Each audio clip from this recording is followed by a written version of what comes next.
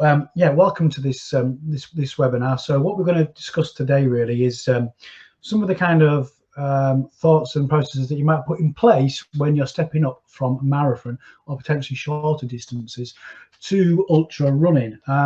So we'll do a quick kind of bio of who the heck am I at the start, and then we'll go through the agenda, a bit of housekeeping, and then we'll get into it really. I don't want to take up too much time in the presentation slides. I think it's going to take roughly 20 minutes to get through the slide deck, and then we're going to do 20 minutes or so of Q&A at the end. As you go along, feel free to type your questions in the little box down there. If you put a little question mark at the end, it will automatically be flagged as a question, and we'll pick it up as we go along at the end. If you don't put a question mark on it, then my friend Mark may well pick it up as well, but it's probably best to put a question mark at the end if it is a question. So let's get on with it. So quick bio. So who the heck am I? So apologize if you see me flicking backwards and forwards. I've got two screens open at the same time, so my head's rotating from left to right all the time. So I'm Darren Reevell. I'm the coaching lead for endurance in the north, so quite a big area that I cover there. Ideally would have been seeing more smaller clubs up in the north over the last few weeks and coming months ahead, but obviously COVID-19 has kind of put a stop to that right now, which is a bit frustrating. I'm the event group lead for ultra running. I'm an England athletics consultant coach, England team manager, Anglo Celtic Plate 100k, and I've been a team coach for there and various other events at some international half marathons, cross countries and stuff like that. Level 3 endurance coach, sprint and hurdles coach. Never coach sprints and hurdles, but I did it to learn the biomechanics of running faster. Children's coach, did the LERF way back when. I've progressed from the local coach development program through to the national coach development program, and then finally onto the regional coaching leads. And I've done various little things with that over the years. I've been coaching endurance probably since about 2007, roughly.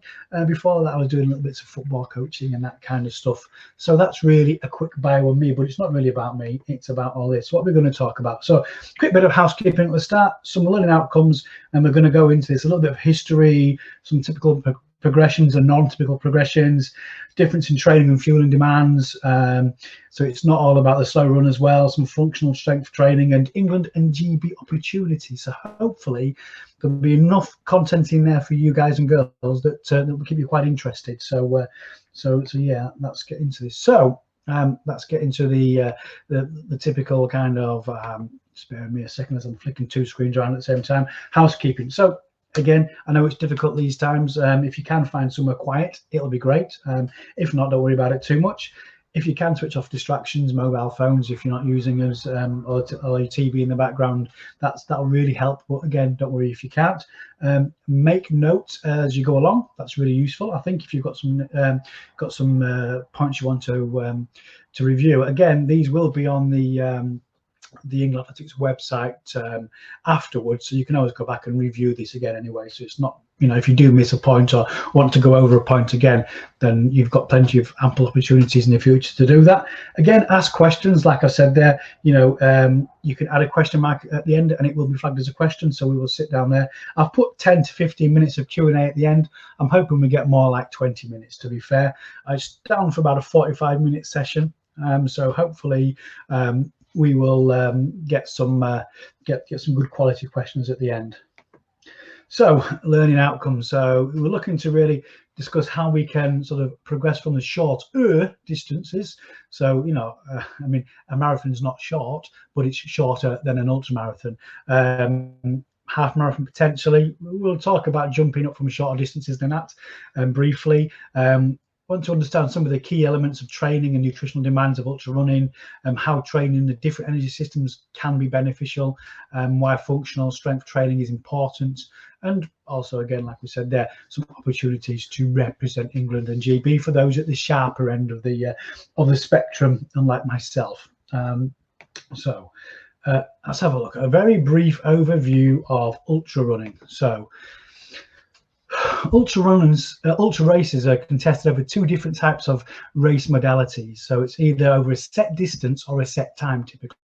Now, so examples of the former would be, say, a 50k or 100k or longer events, whilst illustrations of the latter tend to be something like a 6-hour event or 24-hour event or a multi-day event. That's the general sort of format we see, and both are gaining popularity with the masses and bring their own unique challenges for the races and competitors in those kind of things. So, you know, races are organised for ultras on trails where athletes can get to enjoy some of the nice serene environments around you, maybe a nice little forest somewhere or a nice big hill, a nice spectacular view.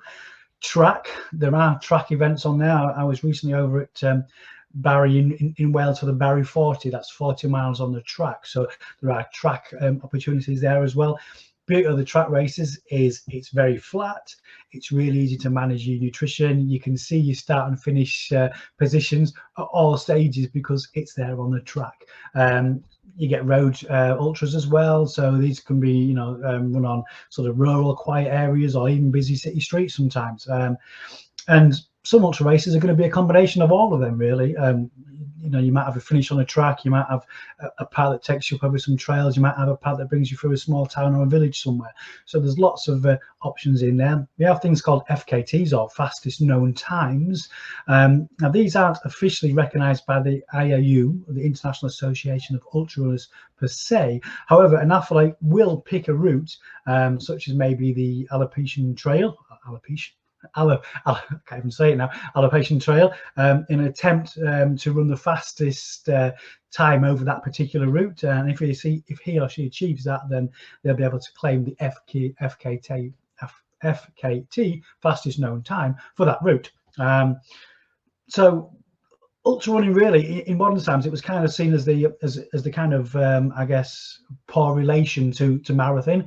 However, over the last few years, we've really seen a big increase in the popularity of ultra running, and we're seeing more and more people taking part of that. You know, we've now got hundreds of thousands of runners taking part in probably, you know, several thousand of ultra races around the globe each year. The International Association of Ultra Runners, the IAU, which I think one of their members maybe sat in the attendees list today, officially recognised by the IAAF, now named World Athletics. I think it was 1998 when they officially, or 1988, sorry, when they officially recognised it. Correct me if I'm wrong, Walter, but I think that's correct. And so the World Athletics recognises the IAU as the governing body for ultra running. And that's a global recognition, so wherever they are around there. And the popularity of races such as Comrades, Two Oceans, Leadvale Trail 100, Western States 100, UTMB starting to get global coverage. We're seeing more and more people kind of getting involved with ultra races. So just bear with me a second whilst I flip over a little bit. So, explosion in ultra running, and again, we're just covering a little bit background here before we get into some of the more finer points of that. So, the first bullet point there really says that participation has never been higher, and it hasn't.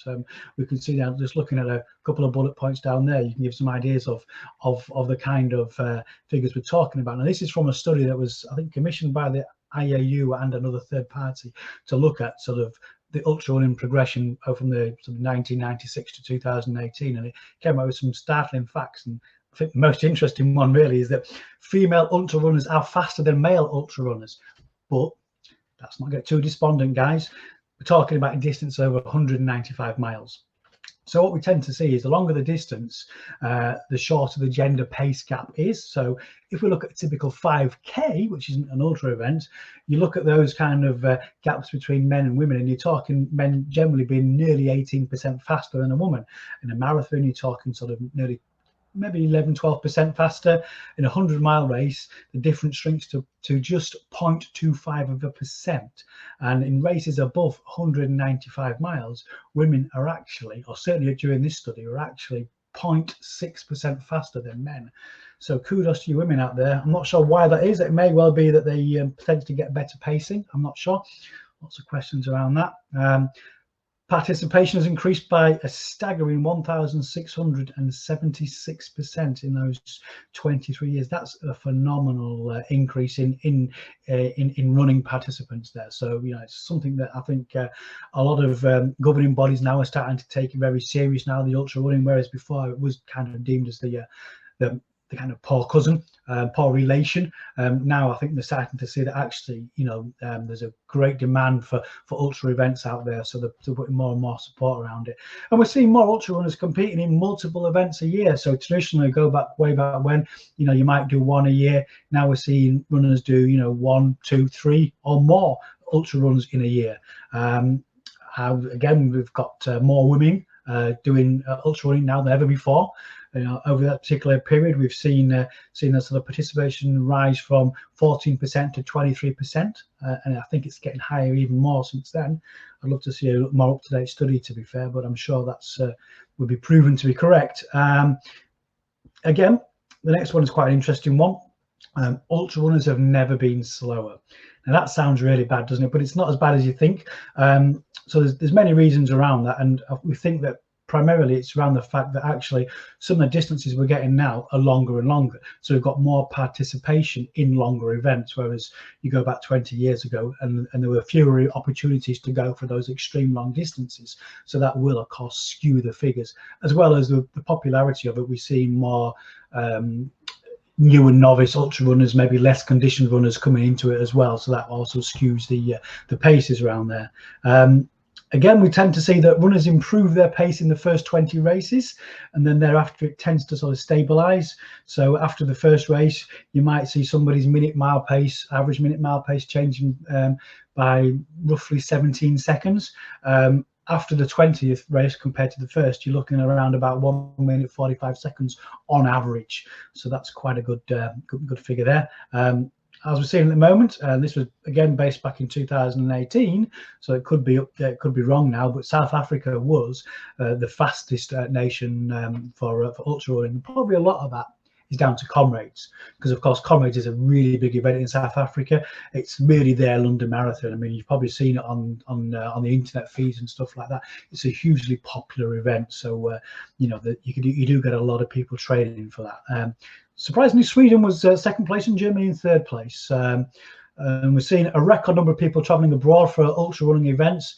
And again, that's probably because, of course, a lot of the great events, it was spoke about in the past, things like Western States, Leadville 100, Comrades, these are abroad. So they're good opportunities to maybe do a little bit of sightseeing whilst you're taking your running there as well. So a lot of people do that as well. On average, we're seeing that the average age of an ultra runner has decreased by a year over that period. So it's not a big decrease in ages, but when we started back in 1996, looking at those figures, you were talking the average age was 43.3 years. It's now 42.3. So yeah, you're definitely seeing a change in that. And again, ultra runners are getting more and more engaged. So as I said earlier on, we are seeing ultra runners now do more races per year. So just bear with me while I flick onto the next slide. Oops, let me just bring that window back down. So let's bring that on. Yeah, okay, so let's get moving on to the ultra from the marathon. So bear with me a second. So again, the typical transition from ultra running will see a runner having run many marathons over multiple years, and maybe had many years in endurance sport. So maybe running, lots of running. May have seen runners that have also competed in triathlons, things like Ironman events, duathlons, cycling, and even swimming. The years of training will have prepared them well for the demands of the ultramarathon. And this will likely result in them being more experienced when it comes to things such as fueling and nutrition and pacing, although that's not always the case. But that's the kind of typical kind of nutrition that we sort of see where people come from that.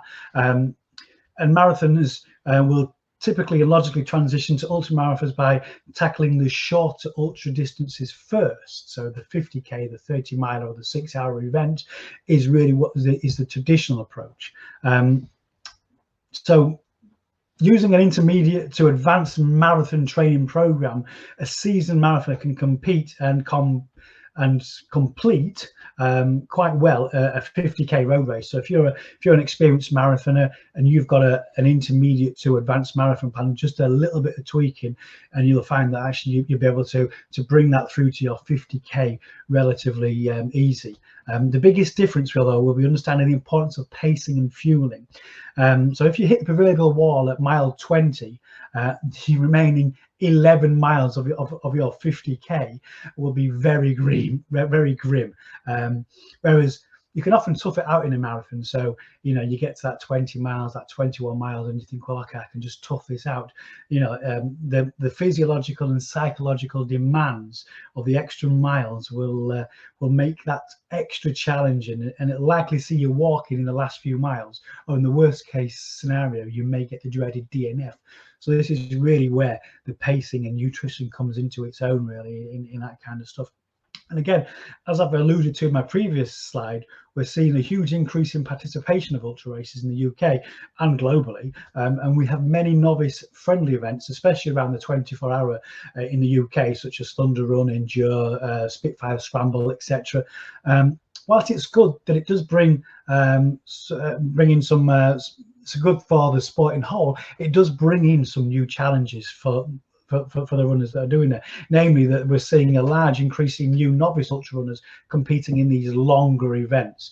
And again, as I talked about previously, this does skew the figures of the average pace, but also it makes these inexperienced runners perhaps maybe have a tougher time than they would potentially need to have if they'd gone down a more traditional route of sort of stepping up to there. So, you know, we tend to see a higher number of DNFs and runners that are struggling to manage those sort of basics of the nutrition, the hydration, the pacing, and all the in-race first aid such as blisters, chafing, etc.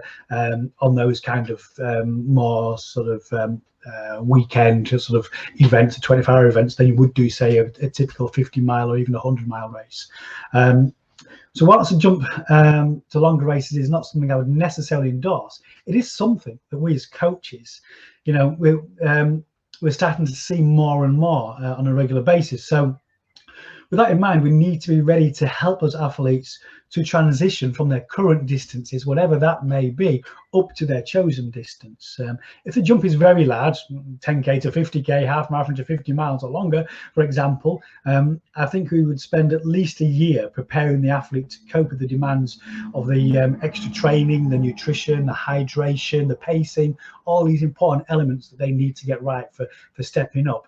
Rushing into those longer ultra races, I guess it's a higher risk of injury, illness, REDS, relative energy deficiency syndrome, all of these kind of things that we have to factor into that because of the sheer volume of training it takes to jump up from those kind of distances.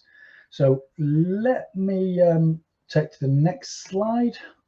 So how do we transition? If only it was that easy, eh? So first thing and most obvious thing to put there is, you know, we have to ask the athlete. So what do I mean by when I say ask the athlete? So we need to understand what the athlete's wants, needs, preferences, the why, the history.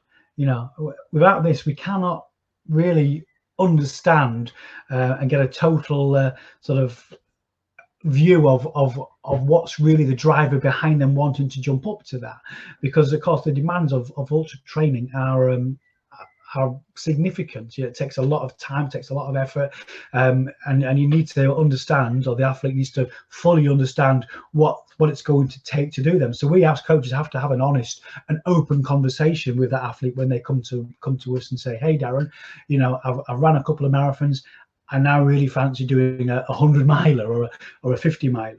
You know, we need to have an open, honest conversation about what's that going to mean to them. So we've got to really start having that conversation quite early, so we can understand and build the appropriate plan around them, because they're going to have a whole history of, you know, lifestyle, injuries, illnesses, all these things that we have to factor in and build into their program. And as mentioned previously, logically most sensible progression into an ultra is to start with a couple of 50k or 30-mile or 6-hour races. This gives them ample opportunity to learn the demands of ultra running, because as I said before, you know, the step up to 100 miles or even a 50-miler is significant from a marathon. You know, we're talking big big mileage in comparison, and there's a lot of things you have to understand. So pacing is critical in ultra, probably more so than any other type of race, in my opinion. Again, it's only my opinion. So a minute mile too fast at the start of your race will likely result in you not only missing your target time, but will also dramatically increase the likelihood of you having not having finished the race at all. To add to the pacing conundrum, many ultras can be run on undulating hilly courses and make it difficult to predict the time you need to be aiming for and the pace you should run at. But don't lose heart though.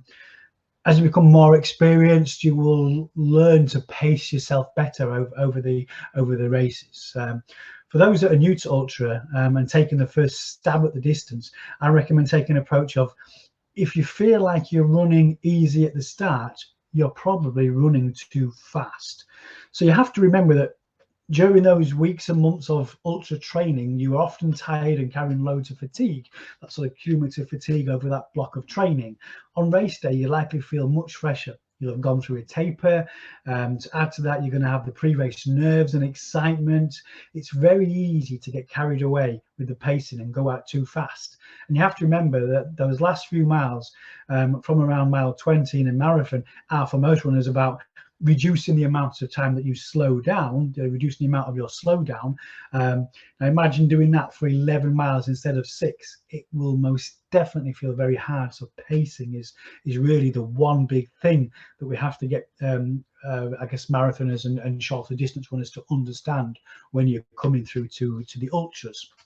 So in the ultra, nutrition and hydration play a huge part in your race day performance.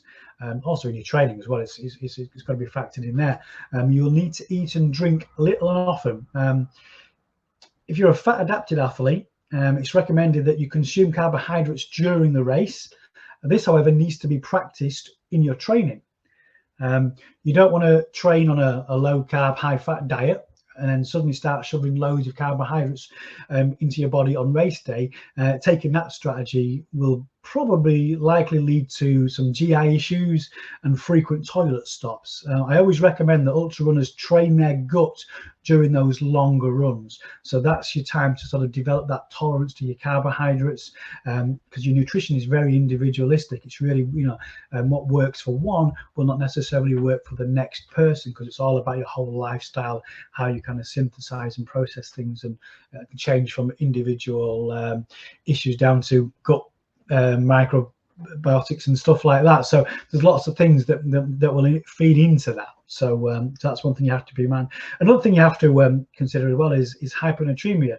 Now, what we always say to ultra runners, really, if possible, is drink to thirst. You're out there for a longer time. So your typical marathoner may be out somewhere between 3 to 4 to 5 to maybe 6 miles, 6 hours when they're out there. An ultra runner will likely be out for 4, 5, 6, 20, whatever hours out there for a long, long time.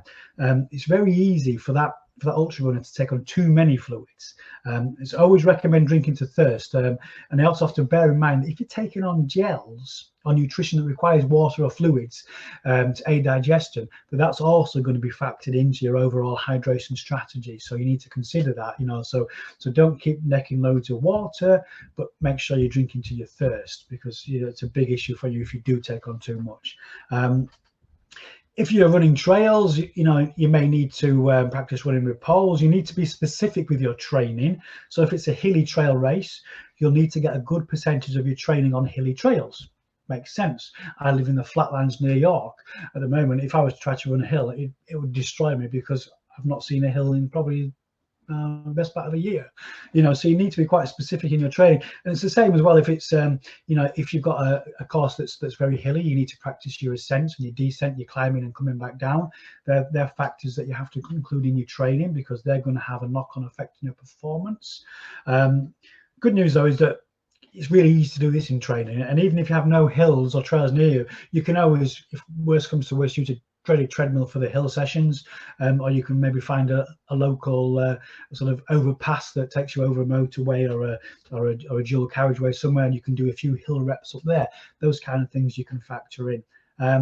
If you're running a road ultra, again, you'll need to do much of your training on tarmac.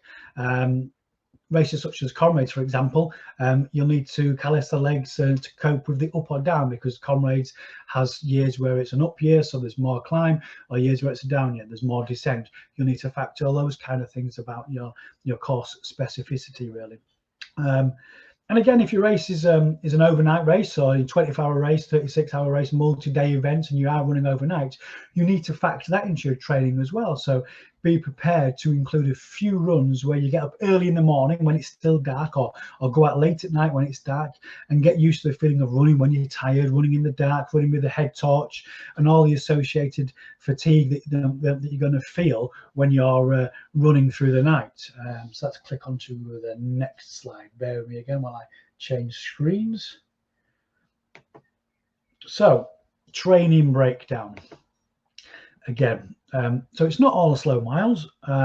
Simple bullet points here, really, and we're going to cover these very, very briefly. So ultra runners are not all slow mileage. Indeed, for most of the time when you train, you're likely to be running at a pace that will be faster than your actual race pace on the day in most cases. That said, you still need to focus on building your cardiovascular fitness, the engine. That's the one thing you cannot do without on race day. If you have limited opportunities for training, then the first and primary focus for your training should be building that engine, building that aerobic base, getting those long runs in there, getting those steady, easier runs in there to build that cardiovascular fitness. So the idea is, if you have a strong cardiovascular fitness, it will make everything else much easier, and able you to sustain the given pace and utilizing less of your total capacity.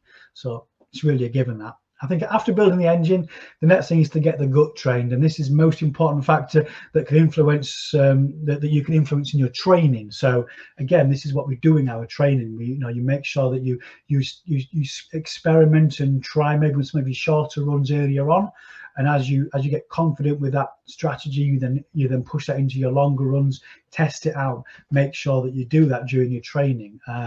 Because again, as I alluded to earlier on, what you don't want to do is try something new on race day and find it doesn't work for you, something you haven't tried on in your training.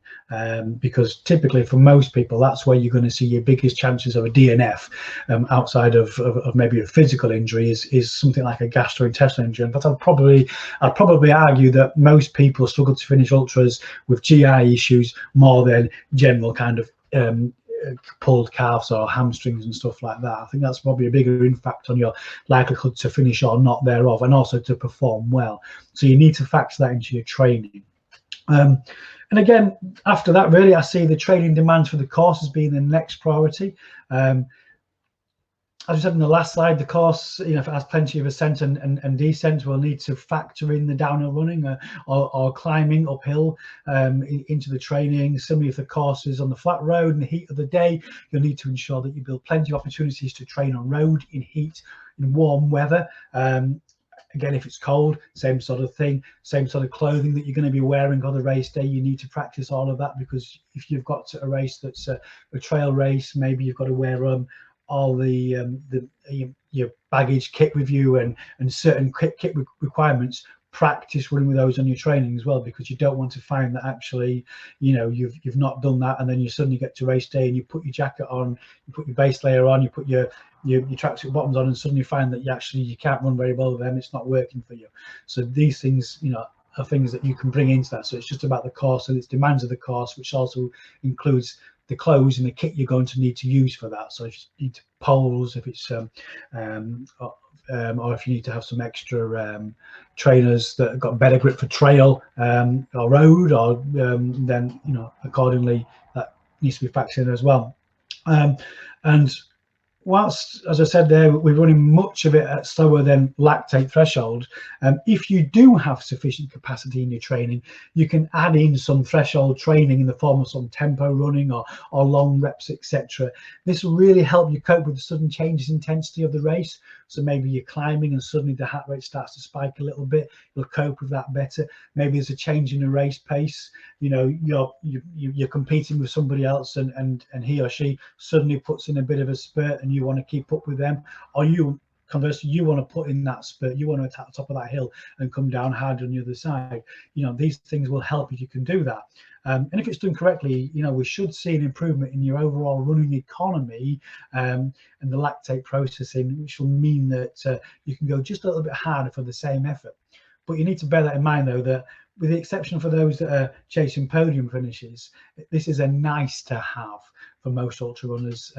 If you push for time, capacity in your training during the week, then it needs to be really the first thing that you sacrifice in your running in training there for it.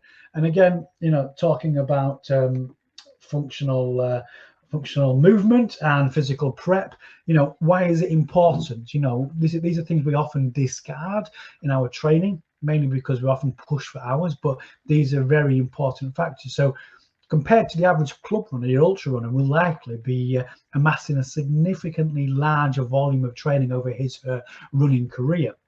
So if the ultra runner has some issues with their functional movement, that he or she will likely be a less efficient runner, i.e. they'll be using more energy to move, and it'll also increase the likelihood of picking up injuries when training and or racing. And again, it doesn't guarantee that you will. Some people do some great compensations and you see some interesting movement patterns and they cope very well, but it's something that certainly can be addressed in your training. And I always recommend that a runner who is new to ultra running undergoes a form of functional movement screening to highlight the areas that need to be addressed, and if possible work with a qualified coach or a physical therapist to address those movement issues, so that when you then start to load up you don't have those problems. And again, physical prep, becoming a stronger athlete, will also help. So it doesn't prevent you getting injured, but it will reduce the likelihood of you getting injured. It'll ensure that you're able to apply and withstand the forces much better, which will likely mean that you're stronger and possibly able to run a bit faster. One thing to bear in mind, though, when you do start doing these things, is there can be a knock-on effect. So if you just say, right, take me for example, I've got a very poor range of motion. I've got some issues around sciatic nerve tightness and all of this kind of stuff.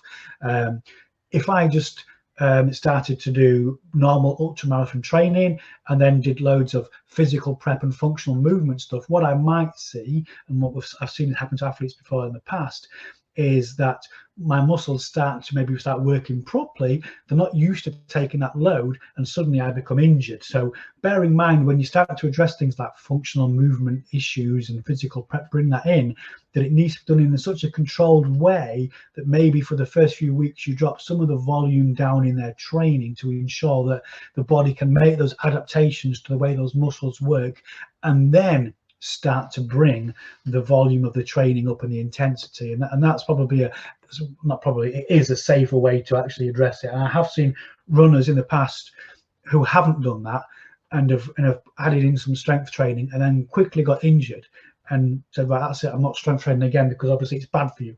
And it's not, it's just doing it in the wrong way that's bad for you, really. So let's talk about England and GB opportunities.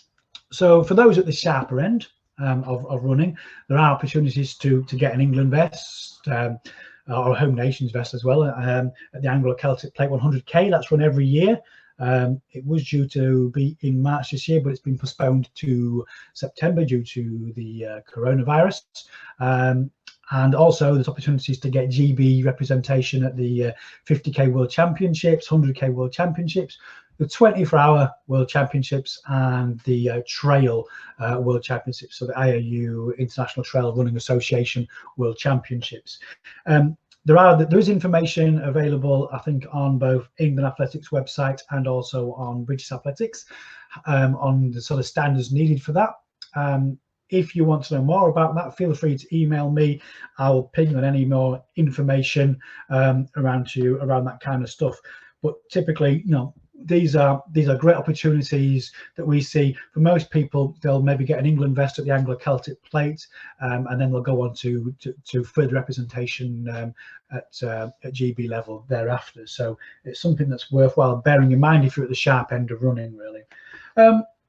Some good little bedtime reading for you, for a few of you there. So again, some books that I recommend. I've got a couple down here. What I mentioned on these, there's these couple here, great books. I'm often sat there as I'm sat on the sofa in the evening time flicking through them. You'll get some good information there, some good tips on training, particularly the running your first ultra. It'd be a great one for those guys and girls out there that haven't done it in the past and are looking to step up and want some more kind of thoughts and ideas around that, as well as the field guide to ultra running is really good. It's one of my favorite ones, actually. Although I've got it in PDF, not actually in book format, so it makes it harder to read for me. Yes, there's some great resources there. So what we'll do now is we will take some questions. So we will go into Q&A mode. So bear in mind that my Q&As are going to be on this screen over here. You're going to see the side of my head. I will look backwards and forwards, but you'll see the back side of my head. So Mark, if you can bring up some questions for me, please. So just bear with us 1 second.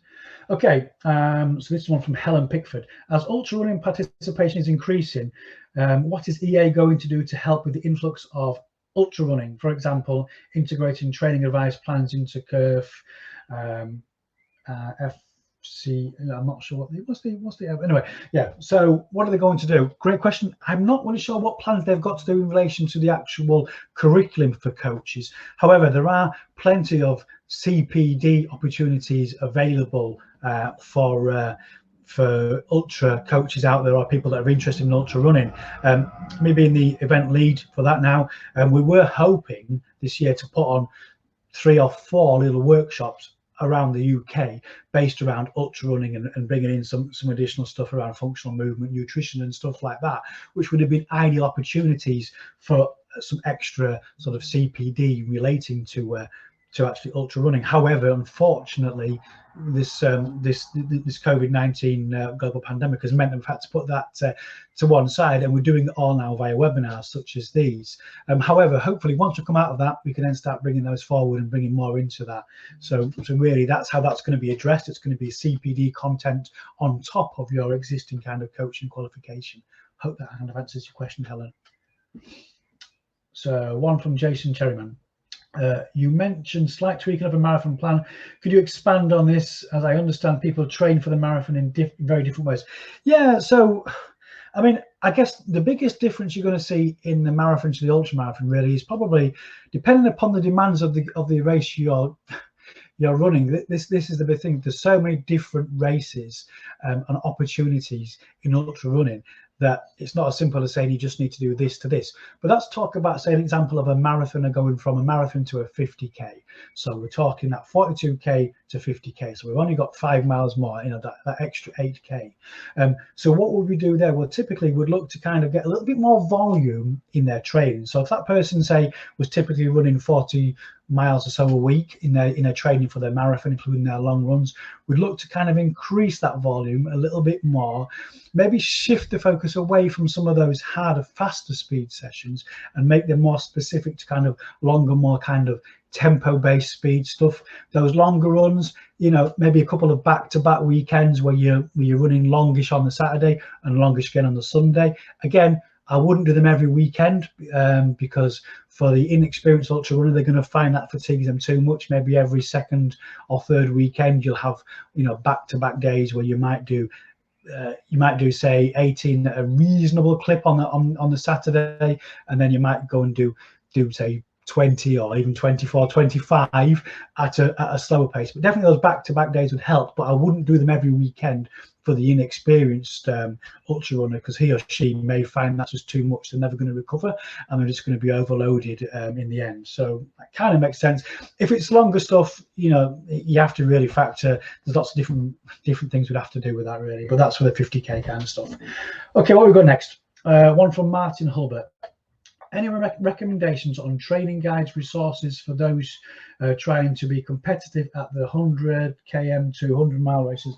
Yeah, which one of these 2 books is it? I think this one, the Ultra Marathon Training, does have some great stuff in the back and around about stuff that you can train. So you've got training plans there for, this one's like for a 6-hour race, multi-day race, 298k race, all sorts of stuff there. So lots of training plans in that. Definitely recommend that. And again, looking in this, although this one doesn't have any specific hardcore plans in, so this one here, the ultra running training essentials for ultra running, it doesn't have any hardcore training guides in there per se. It does have some examples in there of some athletes that they've coached in the past. You could potentially maybe adapt to where you're at for races such as a 50 miler and there's a 100 miler in there as well, and Badwater, as well as quite useful. You've got in there as well this kind of annual training plan that you can basically do your plan for the year through that as well. So you could photocopy that and write all over it, or write on the book if you want to. Hope that answers your question. Next question from Diane. My experience of helping a couple of ultra runners in the early 1990s was that around 1/3 of the athletes in a 24-hour race suffered sickness by 6 hours. Is this sickness statistic still about right, or is it just an issue relating to nutrition? So it's difficult to mind read what may have been causing their sickness, but my experience of what I've seen at various ultra races in the UK and abroad is generally we see most of the sickness, it tends to be caused around about sort of GI issues, unless it's something related to the weather conditions. So if it's overly hot or something like that, and the person cannot cool down. But a lot of the issues that we see around sickness and GI issues, so running to the toilet for a sit-down break, is generally related to the fact they haven't trained the gut enough, and the gut's not been able to tolerate any more the amount of carbohydrates they're putting into themselves, all of that kind of stuff. And also it's worthwhile, I think, when you are doing nutrition for an ultra race, is to have additional options available to you that you can tolerate, like emergency options. For me, I find if I run for anything longer than probably 2.5 hours, the thought of taking a gel after that just absolutely destroys me. I can't stand the idea of it. So I look for other alternatives, ways to get in things like carbohydrates and salts and protein and stuff like that into my body as I'm going along. So I guess to get back to your question, I would say it's probably still around about right. And I think the biggest thing we're probably seeing now actually is more and more inexperienced ultra runners now who haven't trained the gut. So it's probably actually even worse than that now, I'd probably say, in a lot of the popular events that maybe not so much at the elite level, but at the sub-elite level, or the weekend kind of runner level, you'll certainly see a lot more of that. So next question. One from Iona. As your training progression would be sense to do some shorter races? Yeah, absolutely. And again, a lot will depend upon what you're working towards. I mean, I know a lot of ultra runners will run a marathon if they're working towards a sort of a 40 miler or even I'm not sure you want to do it maybe for a 50k, but certainly for a 40 miler, you can run a marathon, and that'll give you a good idea of where you're going. If you're doing a 100 miler, I know a lot of people that actually will run a 50 miler in the lead up to that, so they can tweak and test and see where they're at in their training and stuff like that. But you have to bear in mind that when you do these kind of races, they do take a lot out of the body, so it's the recovery thereafter that you have to factor in. So you want to do that sparingly. So if I was I'm coaching an athlete right now who's looking to do the race across Scotland, and we fortunately there's no races available right now anyway. We had factored in a couple of races to do, but they've all been postponed. But we were looking at doing a couple of kind of marathons in the build up to that, just to get him just to be used to kind of running at the kind of desired speed we wanted to be, which probably wouldn't be a marathon PB for him, but it would still give him that kind of idea of just getting that nutrition on board whilst he's running and that kind of stuff. So what would I recommend? I guess it depends on how long they're going, but the thing is use it sparingly, because if you go to the well too much, you do 3 or 4 marathons in your build up to your 50 miler, then you might find that actually you've lost the ability to perform on the day, because you've not had sufficient recovery between those to train again afterwards. James Tapman, why is it relatively small jump from marathon to 50k? Ultra actually a lot bigger than it sounds. Yeah, maybe I did it a disservice. You're right. I mean, that is a big jump. It is a big jump. And of course, we say that's the first kind of intro to that, because that is typically the first kind of formal race distance that you can do on an ultra normally. Maybe you can do a 6 hour, and that might be less than 50k if you're running at a more sedate pace. But of course, you know, for most people, the 50k will be the first step into ultra. So it's not really, you're right, it's not a small jump. That extra 8k or 5 miles does make a big difference. As I kind of alluded to before, most people kind of in a marathon get to that stage at maybe 16, 17, 18, 20, 21 or 22 miles where they really are carbohydrate depleted, and they're fighting against themselves and constantly trying to reduce the slowdown.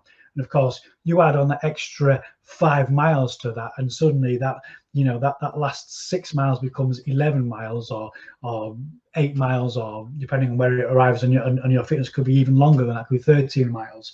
You know, so it's definitely don't mistake. I wasn't alluding to saying it's just a simple jump up from a marathon to a 50k. It's not. You know, you have to factor in that. And I think the biggest thing we see for people around that is their inability to pace themselves correctly for their fitness levels, and also to get through the quality nutrition whilst moving along as well.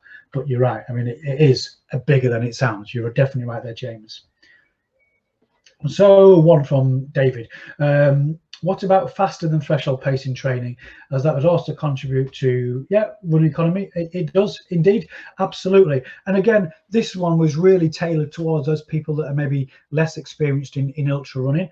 So for those, I'd be looking for them to kind of lay some of the foundations down, you know. And of course, the first primary thing you need to get laid down is your overall aerobic base, your ability to run for a long time.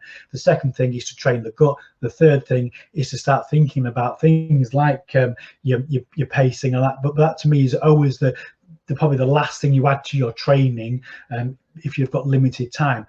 Definitely, you are right, it does improve running economy, and it will certainly, if nothing else, it gives the runner a break up from the monotony, because a lot of ultra running training is just low, steady miles, and sometimes that can get quite monotonous. So throwing in some faster stuff, like you say, it does improve running economy. You are correct, and it certainly does make it a lot better for the athlete to maybe cope with things mentally if they get bored of doing just long, steady miles quite often, a lot of the time. But like I said, this was mainly targeted towards those people that are newer to running, so we wouldn't really go about doing lots of sort of faster than threshold training for those that, you know, we're just trying to get them to the start line and then to the finish line. But you're right there, David. So next one, Jason, your good self-expect. Who are the most experienced ultra coaches in the UK? Great question. I'm not sure. I mean, there are many great ultra coaches in the UK. I mean, one that I speak to regularly is Norman Wilson. He does lots of great coaching down in the southwest. Really, you know, probably the simplest thing was just to hit Google and look at somebody's resume and see who they've coached in relation to ultras. Like I said, I know Norman quite well. I know Walter may be on the call. He'll know many good coaches. If you're after a particular coach or you want some names of coaches, then feel free to email me at drevel, REEVELL at englandathletics.org, and what I'll do is I will dig out some names for you and email them back to you, Jason.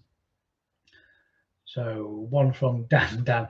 Yeah, the best ultra runners also seem to be best over at the marathon. Jim Monza, yep. So would an aspiring ultra running train like a marathon runner, but with additional aims of being able to be conditioned enough to handle the race duration? Yeah, I mean, absolutely. So if I'm reading this correct, what we're kind of saying, and I would agree with that, is that the best ultra runners are also pretty good at over a marathon, and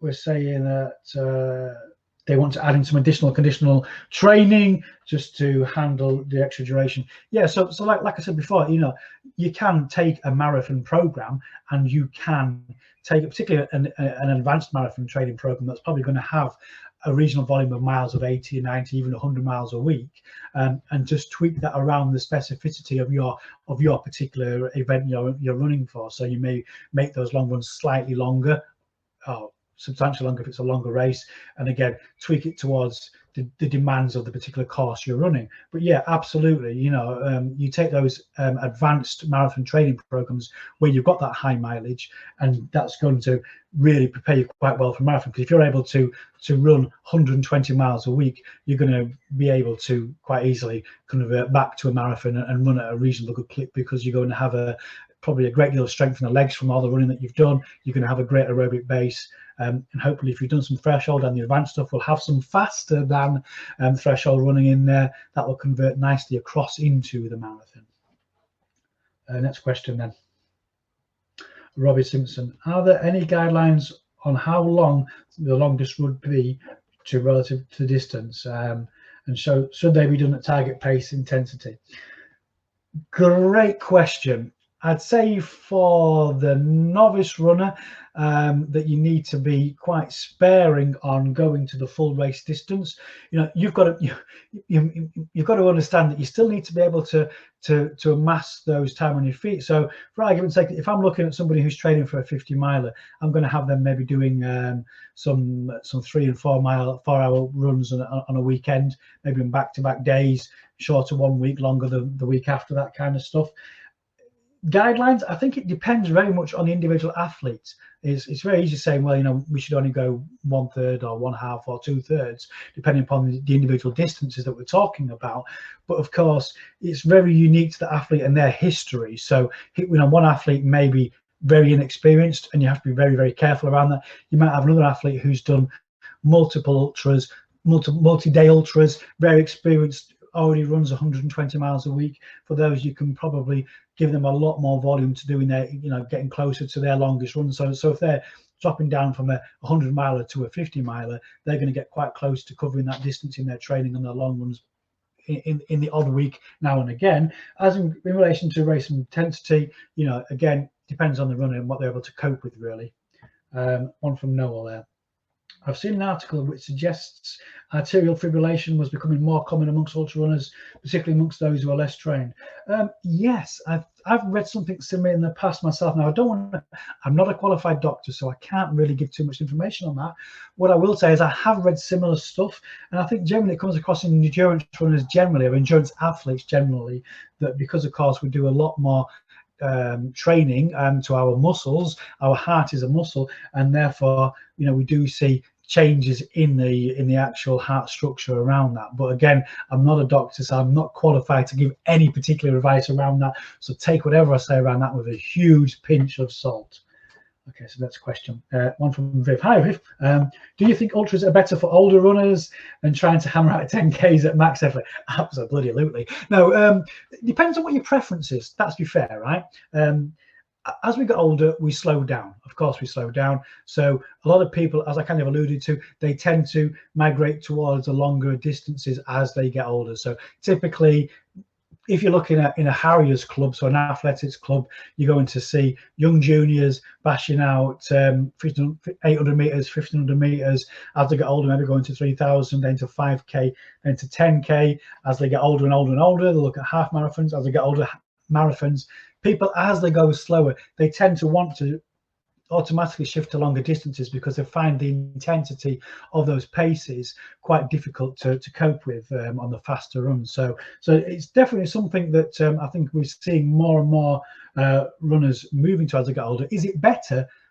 Not necessarily, because of course you can be talking about training for long hours, and that in itself can have different effect on the body. As I alluded to before, we've got more considerations around things like relative energy deficiency syndrome and all of those kind of stuff.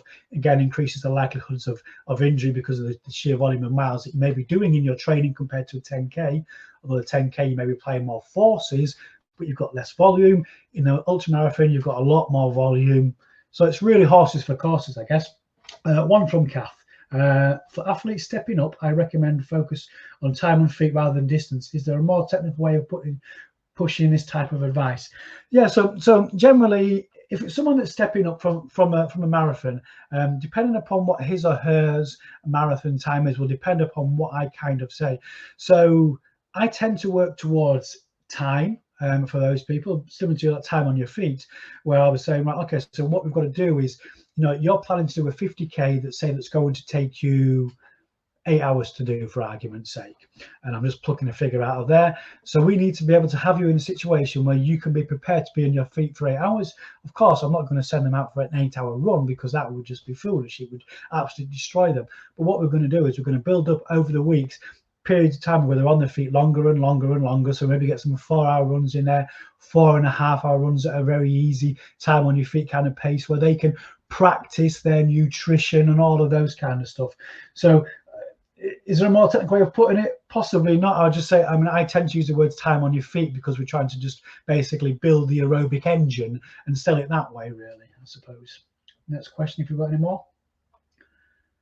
Have we got any more? Or is that the questions?